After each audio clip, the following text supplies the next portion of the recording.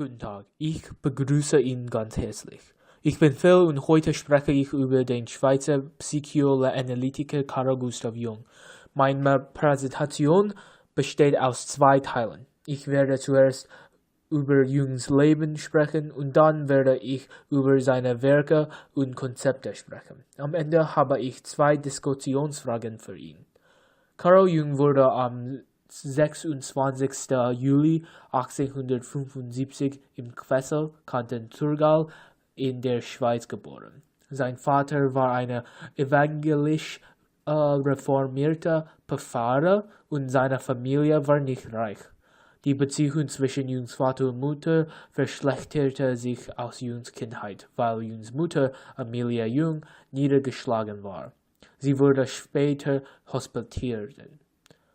Jungs Vater und Mutter hatten Auswirkungen auf Jungs Erkenntnisse des Mannes und der Frau. Er assoziierte Frauen mit Unzuverlässigkeit und Männer mit Machtlosigkeit. Er hat in Basel für Gymnasium besucht. Während des ersten Jahres wurde er zu Boden abgestoßen und wurde bewusstlos. Danach wurde er immer bewusstlos, wenn er Hausaufgaben machte. Weil seine Familie arm war, Jung begriff, dass er schulischer Erfolg leisten musste.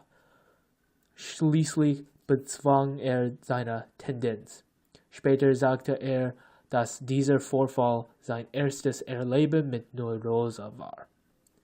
Jung beabsichtigte nicht, Psychiatrie zu studieren, aber er las ein Lehrbuch über Psychiatrie, die er interessiert fand.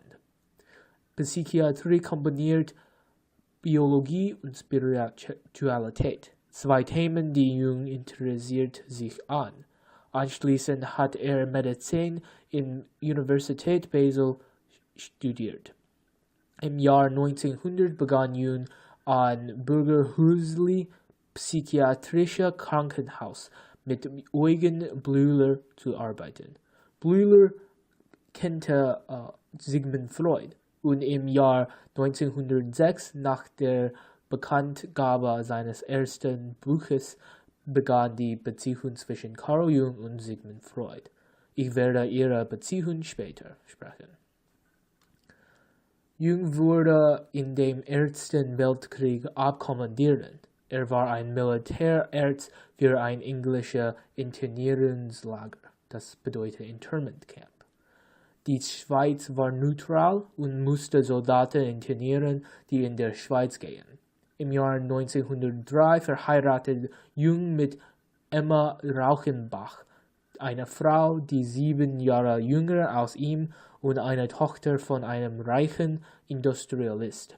Während seiner Heirat hatten er ein Angeblich Angelegenheit, das bedeutet Affairs, mit 2 anderen.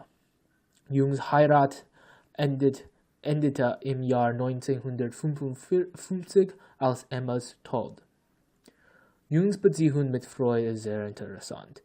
Er machte sich mit Freud im Jahr 1906 bekannt nach Jungs erstes Buch. In ihrem ersten Treffen sprachen sie für 13 Stunden. Die war der Anfang einer 6 Jahre Freundschaft. Während ihrer Freundschaft half Freud Jung eine Stelle wie der Vorsitzender der Internationalen Psychoanalyse-Verein. Es war wegen Jungs Ideen über Libido, Religion und das Unbewusste, die die Beziehung verbittern.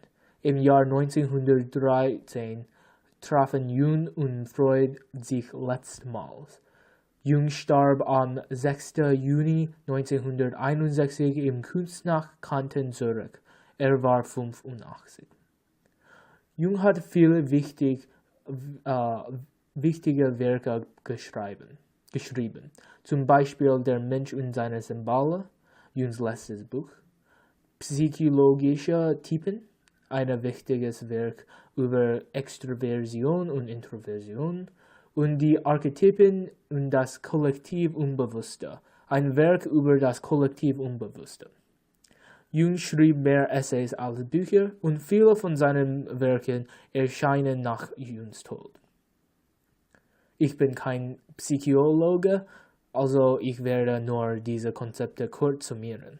Kollektiv Unbewusste ist das Unbewusste von Vorfahren und ist gleich für alle Leute. Es ist nicht in Individualität Unbewusste wie Freud und wie Freuds Ideen. Individuation ist der Vorgang von einer Person, sich von einer anderen zu unterscheiden. Extroversion und Introversion sind Züge von wie gesellschaftlich eine Person ist. Diese Konzepte inspiriert der Myers-Briggs Persönlichkeitstest. Carl Gustav Jung ist eine berühmte Person im Psychoanalysis. Und jemand, wer sich an Psychoanalysis interessiert, soll mehr über Jung lernen. Und jetzt habe ich 2 Fragen für ihn. Haben Sie den Myers-Briggs Persönlichkeitstest geschrieben? Was waren Ihre Folgen? Denken Sie, dass der korrekt ist? Und dann, was denken Sie über Jungs Beziehung mit Freud? Haben Sie Freunde, wer Sie jetzt hassen?